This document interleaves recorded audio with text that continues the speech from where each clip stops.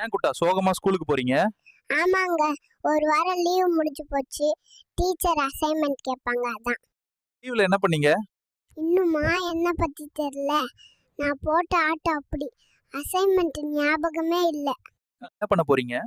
இன்னைக்கு leave போட்டுடலான்னு plan போட்டேன். வயித்து வலினே. அம்மா ஒரே மிதினாங்க. அப்புறம் என்னாச்சு? அப்புறம் என்ன ஸ்கூலுக்கு கிளம்பிட்டேன். வேன்ல போகும்போது ஐடியா வரும். பாய்.